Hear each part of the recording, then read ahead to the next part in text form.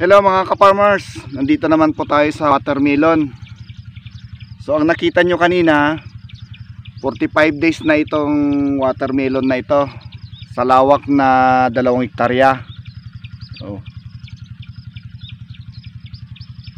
So itong dulo-duluhan niya medyo dumadami na po. Nag-aabutan na ang mga dulo-dulo ng mga talbos niya. So dumadami ng kanya mga dahon.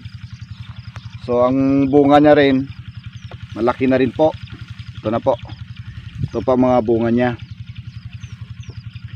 So abangan niya yung vlog ko po kasi iniipon ko lahat ito. Pero ito pina-wash out ko lang ngayon na pinabidyo. Pero yung susunod na video ko, lahat na doon makikita nyo mula nung pagtanim, paano pag-apply ng abono, insecticide at pesticide, at paano rin pagpatay ng damo. So ito po magagandang kanyang dahon at magagandang kanyang mga bunga. Yun po. So ito po yung mga bunga niya, kung makikita nyo. Yan. Yan, sunod-sunod po yung mga bunga niya mga ka-farmers. To. Yan.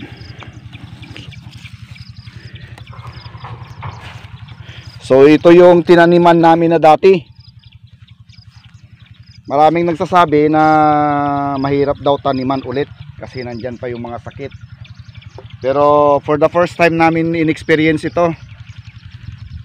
Asugod naman, maganda naman ang kanyang bunga at hindi naman siya nagkakasakit. So malalaki rin ang kanyang bunga. Ito po. Yan ang kanyang bunga.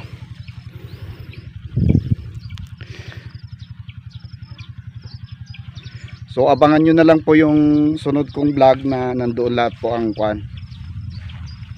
Mula sa umpisa hanggang ma-harvest. Ito po, marami siyang bunga. Tapos kinontrol na rin po namin po ang kwan. Ang mga puno niya. Dati-dati 3 punuan, ngayon 2 punuan na lang, minsan 1 na lang. Ito 2 punuan po ito. Yan, 2 punuan. Tapos yung mga iba 1 na lang. So yan po. Sige po, pasyalan muna natin po ang kanyang mga bunga. At sa hindi pa nakapag-subscribe sa aking channel, subscribe na lang po at pindutin ang notification bell para masubaybayan nyo po ang aking pagbablog. Ito po yung mga bunga niya, malalaki na po.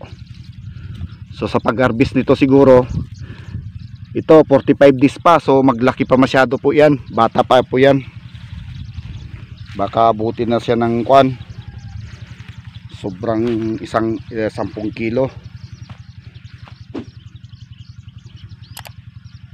Ito po, pasyal tayo dito, pasyal tayo. So yung mga kwan ko, yung mga kaibigan natin na magsasaka, nandoon na sila ngayon. Nag-abono sila ngayon. Mga ka-farmers yan.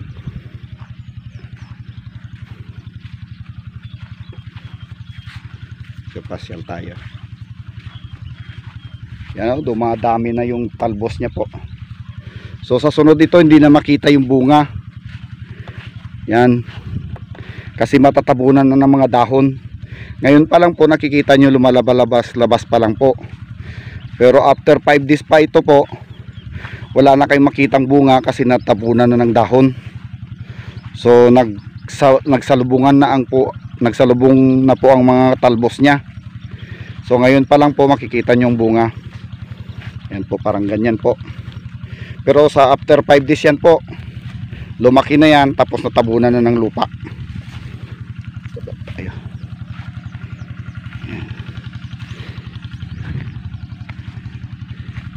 Yan po, nakikita pa ang mga kanyang bunga.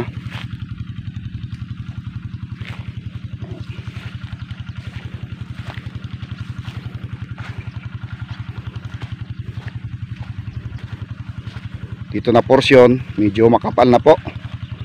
Yan, kumapal na. So nakikita pa minsan-minsan yung bunga. Yan po mga bunga niya. So yan po, parang halimbawa ganyan po, hindi na nakikita ang kanyang mga bunga. So ang kanyang bunga nandun sa gitna. Yan po. Yan, nandyan yung bunga niya. Yan, tatago na sila yung mga bunga niya. Tatabunan ng dahon. So magaganda ang kanyang dahon po. Kapag magandang pag-aalaga, maganda rin po ang kanyang dahon. Yan po. Ito po kanyang dahon. Walang sakit, pero ito sa dulo niya tinatanggal kagad ito.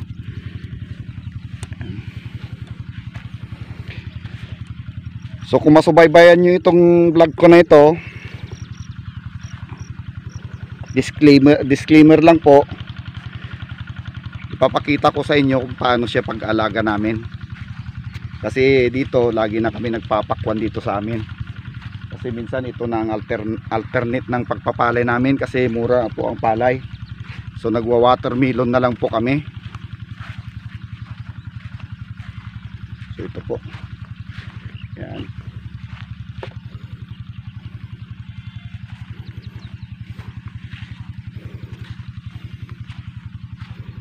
Yan. Kasunod, mas maganda ng tignan nito po kasi malalaki na ang kanyang mga bunga. Lalo na po sa pag-harvest. Masaya naman po.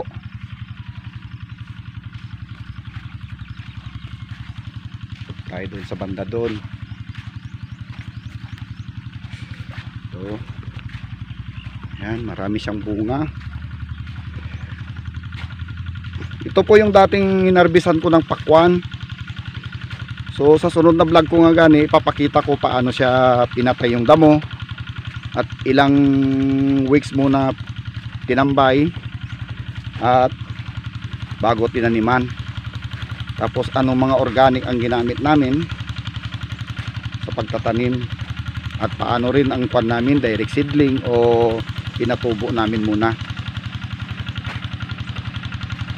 So yung hindi pa nakapag-subscribe sa aking channel, yun na gani, kung mahilig kayo magtanim ng pakwan, so matutunan nyo dito sa aking channel at ituturo ko sa inyo kung paano.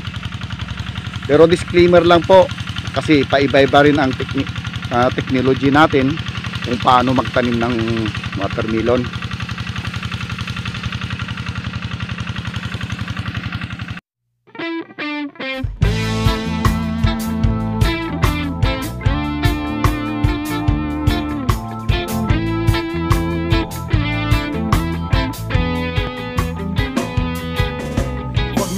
Maliitin ang taong nagtatanim, sila'y may talinong bihirang maangkin, sanay sa tag-init at sanay sa taglamig.